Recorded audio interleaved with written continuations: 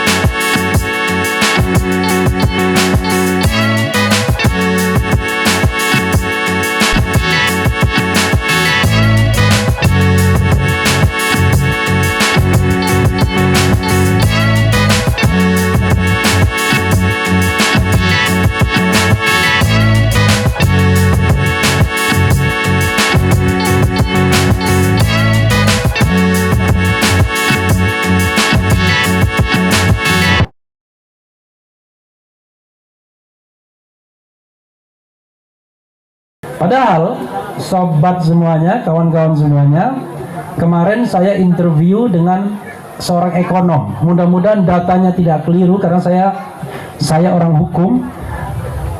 Dia mengatakan APBN kita, anggaran pendapatan dan belanja negara kita itu jumlahnya sekarang kurang lebih 3.000 triliun. 3.000 triliun. Sementara pendapatan kita dari pajak dan bukan pajak itu sekitar 2.400 triliun. Jadi anggaran kita defisit. Defisit paling tidak 600 triliun minimal. Dan kita setidaknya untuk tahun anggaran yang sedang berjalan ini itu paling tidak harus utang 600 sampai 1.000 triliun. Memunculkan utang baru. Jadi gali lubang tutup lubang. Dan begitulah seterusnya, ibu-ibu dan bapak-bapak sekalian. Padahal saya tanya kepada seorang ekonom soal kekayaan tambang kita saja. Dia bilang, saya tanya berapa keuntungan batu bara tahun lalu. Mudah-mudahan insya Allah datanya tidak salah karena ini ekonom. Mas Aji juga tahu waktu saya interview, dia mengatakan bahwa Mas Aji nggak ada ya waktu itu ya, nggak ada ya. Dia mengatakan bahwa pendapatan tambang batu bara saja tahun lalu keuntungannya itu 2.400 triliun. Bayangkan 2.400 triliun keuntungan dari batu bara saja. Sekarang saya tanya, yang kira-kira kembali kepada negara berapa? Ya katanya kira-kira 200 sampai 400 triliun saja. Coba bayangkan. Artinya 2.000 triliunnya lenyap, nggak jelas. Oke, pertanyaannya kemana yang lainnya itu? Begini, kalau kita lihat pasal 33 Undang-Undang Dasar 1945 dikatakanlah bumi, air, dan kekayaan alam yang terkandung di dalamnya dikuasai oleh negara dan digunakan sebesar-besarnya untuk kemakmuran rakyat. Tidak ada presiden hingga hari ini yang menerapkan pasal tersebut. Yang terjadi adalah bumi, air, dan kekayaan alam yang terkandung di dalamnya dikuasai negara dan diberikan konsesinya kepada orang kaya, kan begitu, serta orang asing. Maka yang terjadi adalah mereka lah yang menikmati, ya, menikmati kekayaan alam kita yang terbesar itu. Bayangkan, seandainya pasal 33 itu betul-betul diterapkan, maka tidak ada orang Indonesia yang miskin. Kata Abraham Samad, mantan ketua KPK, seandainya dari tambang saja tidak dikorupsi dan dikelola secara benar sesuai dengan prinsip pasal 33, maka setiap kepala manusia Indonesia itu bisa diberikan tunjangan 20 juta katanya per bulan. Bayangkan betapa negeri ini mismanagement. Makanya kadang-kadang saya sering dikatakan, ini Refli Harun ini keras sakit hati. Alhamdulillah saya sakit hati, ya. Saya sakit hati melihat ketidakadilan negeri ini. Sakit hati melihat ketimpangan. Sakit hati melihat mismanagement dalam pemerintahan. Maka saya tantang, sering sekali saya tantang, you name it, sebutkan prestasi pemerintahan ini yang patut kita kenang dan kita banggakan. Bingung saya sampai sekarang. Di bidang, oke, kita mulai satu-satu misalnya. Di bidang politik dulu, yang paling gampang. Di bidang politik, Freedom House misalnya, sejak 2016 mencatat dan disebutkan lagi oleh Saiful Mujani Research and Consulting yang tidak lain risetnya sana kan, dia saja menyebutkan negara kita adalah negara yang separuh bebas sekarang. Negara separuh bebas. Kalau tidak salah skor kebebasan kita itu cuma 57. 57 itu sedikit saja di atas otoriter.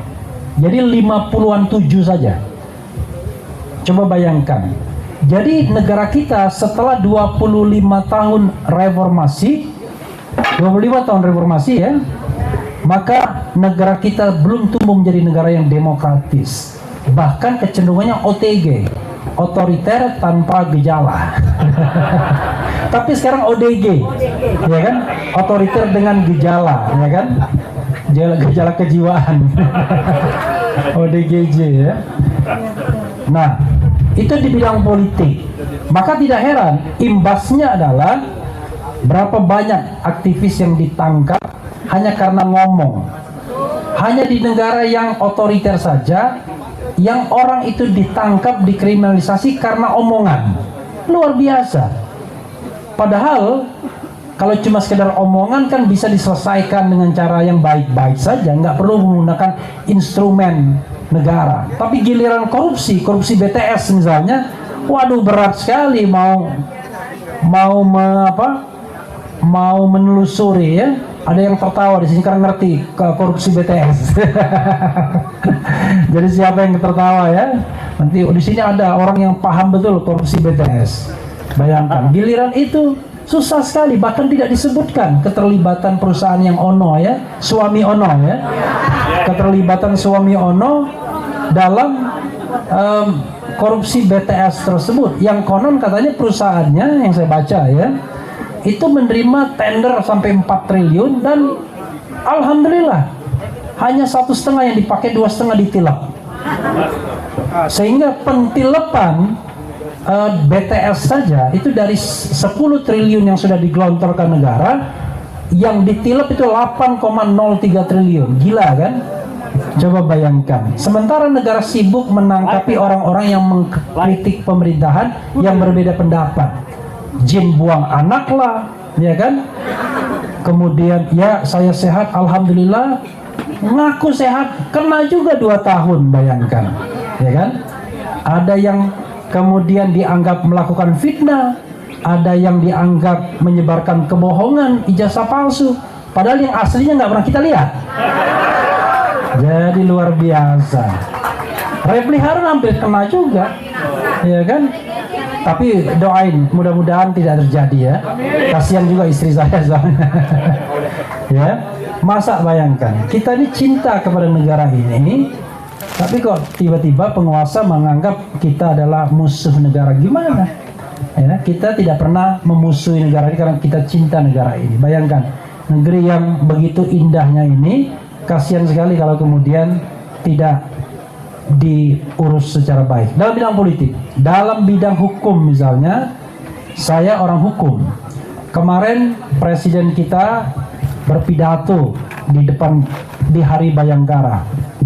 Hukum jangan hanya tajam ke bawah katanya, tapi tumpul ke atas, kan begitu? Saya hanya mengatakan 3 hal kemungkinan. Ini perintah, kalau ini perintah, good, bagus. Karena presiden itu adalah mengepalai seluruh Polri, karena dia yang menunjuk Kapolri, kan begitu secara struktural ketatanegaraan. Artinya perintah Presiden Jokowi mulai kemarin adalah tolong penegak hukum jangan hanya tajam ke bawah, kemudian tumpul ke atas, tajam ke kanan, tapi tumpul ke kiri, kan kira-kira tahu ya? Maksudnya ya, kanan tajam, kadrun-kadrun itulah kira-kira ditajam-tajamin, giliran yang kiri kemudian ditumpul-tumpulkan. Nah, mudah-mudahan itu perintah. Tapi kalau itu tidak perintah, ya gradasinya agak rendahan sedikit, harapan. Kalau harapan ya bukan presiden, bukan primus inter pares namanya. Presiden itu bisa memerintahkan terutama hal yang baik. Yang paling kita khawatirkan kalau itu cuma basa-basi. Nah, itu yang kita khawatirkan cuma basa-basi doang. Lupa dia, setelah dia bacakan ternyata teksnya disiapkan orang lain dan cuma bacakan dia, misalnya kalau begitu. Nah, itu gawat ya. Insya Allah calon presiden kita bukan tukang baca teks, ya kan? Karena pandai dan cerdas, ya kan? Kayak Refli Harun ini. Tidak membutuhkan teks ya, tidak membutuhkan proses, insya Allah ya. Tapi tidak boleh sombong juga, nanti malaikat mencatat, didorongnya saya langsung jatuh, kan jangan ya. Oke. Itu dalam bidang politik, hukum. Nah, terakhir yang ngeri-ngeri sedap ya, dalam bidang hukum itu banyak sekali kejadian-kejadian hak asasi manusia misalnya. KM 50. Waduh, itu adalah kejahatan yang telanjang, yang kita tahu lah. Tetapi siapapun yang mengatakan itu menghadapi konsekuensi-konsekuensi. Terakhir kita tidak tahu ada hubungannya apa enggak, ya kan? Yaitu seorang anggota DPR yang mengatakan kalau ada novum baru, buka dong KM 50, dipanggil yang Maha Kuasa kemarin ya, Desmond J. Mahesa. Kemudian kalau kita bicara tentang KKN, wah itu juga banyak sekali KKN yang paling tidak melibatkan keluarga misalnya. Begini, saudara sekalian, kawan-kawan semua, kalau kita menjadi pemimpin, maka harusnya pemimpin itu nggak enak. Pemimpin itu nggak enak harusnya. Saya ingat cerita, mudah-mudahan Abuya nggak keliru nih cerita ini. Umar bin Khattab, suatu saat anaknya, saya nggak tahu Abdullah bin Umar atau siapa, pengen baju. Ini walaupun khalifah, nggak kayak kita kan, kaya raya, nggak ada uangnya, hartanya biasa-biasa saja. Tapi ada versi lain mengatakan, nggak begitu, masa? Oke, saya ingin bercerita ini saja. Kemudian dibilang, kenapa nggak pinjam saja ke Baitul Mal? Nanti tongji ya, tongji itu ada potong gaji, nanti tongji, ya kan? Datanglah khalifah ini ya, yang Rasulullah pada suatu saat pernah mengatakan, kalau ada Rasul setelah saya, kalau ada, maka Umar bin Khattab inilah harusnya jadi Rasul. Orang bilang begitu. Lalu datang ke Baitul Mal, mau pinjam uang, nanti dipotong gaji. Kemudian bendahara Baitul Mal mengatakan, hai Umar, nggak ada jaminan bahwa besok pagi sampai akhir bulan engkau masih hidup. Bayangkan, pulang Umar bin Khattab. Kalau sekarang, waduh, digitukan langsung dipecat. Langsung dipecat ya. Sekarang ini konon katanya kalau Anda dekat-dekat sama PKS, ya kan, pernah bau-bau HTI, pernah bergaul sama FPI, insya Allah nggak akan diundang kemana-mana di pemerintahan. Konon begitu katanya. Mudah-mudahan saya keliru ya, saya keliru karena itu yang saya dengar. Saya bilang gila bangsa ini ya, begitu takutnya sama HTI, FPI, kemudian PKS, tapi sama orang korup nggak takut, ya kan? Sama pengeruk tambang kita nggak takut. Padahal dialah penjual negara sesungguhnya yang betul-betul tidak cinta NKRI. Maka perspektif ketiga adalah perspektif ekonomi. Saya tunjukkan ibu-ibu dan bapak-bapak sekalian betapa gilanya negara kita ini, betapa nggak berpikir tentang kesejahteraan rakyat ketika Undang-Undang Minerba, Undang-Undang nomor 2 tahun 2020 itu disahkan. Berdasarkan undang-undang yang lama, Undang-Undang nomor 4 tahun 2009, sebenarnya yang namanya konsesi yang diberikan kepada para penambang kelas kakap ini harus kembali ke negara setelah konsesinya habis. Maka nanti sejak 2021 kemarin, 2022, 2023 sampai 2024 sampai 2002 berapa, itu akan satu-satu kembali tambang-tambang yang selama ini dinikmati triliunan oleh para konglomerat itu, yang tidak sesuai dengan pasal 33 karena royaltinya nggak imbang dengan negara. Bayangkan, banyakkan dia padahal itu milik negara. Nah, semua tambang itu harus kembali kepada negara, dan sesuai dengan pasal 33 maka itu dikuasai negara dan digunakan sebesar-besarnya untuk kemakmuran rakyat. The first option adalah maka tambang semua yang dikembalikan konsesinya ke negara akan dikelola oleh negara, bisa melalui BUMN, Badan Usaha Milik Negara. Kalau tidak BUMN, BUMD, Badan Usaha Milik Daerah. Kalau tidak mampu juga bisa diswastakan dengan tender, tapi maksimal 15.000 hektar saja, tidak 100.000 hektar lebih sebagaimana tambang yang dimiliki para konglomerat. Itu desain Undang-Undang 4 2009. Udah bagus kan? Artinya kita akan menguasai lagi tambang yang sudah terlanjur diberikan kepada swasta untuk penggarapannya. Tapi ternyata tidak jelas bagaimana mekanismenya. Disahkanlah Undang-Undang itu nomor 2 tahun 2020 yang memberikan perpanjangan konsesi otomatis selama 20 tahun kembali. Bayangkan. Maka tambang yang bernilai triliunan itu, kita tidak tahu berapa triliun, puluhan triliun, mungkin ratusan triliun, mungkin ribuan triliun, kembali lagi kepada penguasaan pihak-pihak swasta tersebut, yang tidak lain adalah beberapa di antara mereka adalah penguasa yang sedang berkuasa hari ini. Coba bayangkan, kita doakan penguasa seperti itu masuk neraka jahanam. Amin. Karena mereka menggunakan kekuasaannya tidak dengan amanah, tapi untuk menciptakan, untuk mengeruk kekayaan negara. Nah, itu persoalan terbesar Republik Indonesia ini, sehingga kita tidak kunjung menjadi negara yang sejahtera. Padahal Allah Subhanahu wa Ta'ala telah menganugerahkan begitu banyak kekayaan alam di Republik Indonesia ini yang tidak ada duanya dibandingkan negara lain. Tapi karena kita salah kelola, mismanagement, ada keserakahan, maka kemudian tambang-tambang itu justru tidak kita nikmati, dinikmati hanya oleh segelintir orang di Indonesia ini, dan sekarang oleh negara lain. Kemarin ada ekspor ilegal nikel 5 juta kalau tidak salah, lupa saya angkanya, 5 juta ton. Kata pemerintah kami nggak tahu. Luar biasa. Bukannya dia fasilitatornya, jangan-jangan. Iya kan? Makanya Faisal Basri, seorang ekonom, dengan marah mengatakan 90% keuntungan nikel itu katanya tidak dinikmati kita, tapi dinikmati oleh negara lain, oleh China. Tapi saya bilang China di sini negara lain ya, bukan Tionghoa. Tionghoa saudara kita di sini, tapi China negara lain, biar kita tidak salah. Bayangkan. Dan Faisal Basri dengan geram mengatakan tidak ada negeri yang setolol Indonesia ini katanya. Bayangkan. Tapi saya mengatakan Sebenarnya yang tolol itu kita. Lebih baik kita memaki diri kita sendiri. Kenapa kita memilih pemimpin seperti itu? Itu soalnya. Jadi yang tolol kita sesungguhnya. Karena bisa jadi mereka nggak rugi, ya kan? Mereka menggunakan politik Alibaba, bisnis kong kali kong dan lain sebagainya. Ada kickbacknya, buka perusahaan di luar negeri, menggunakan yang namanya vehicle. Kemudian ada juga di negara-negara yang bebas pajak dan lain sebagainya. Jadi yang bodoh kita.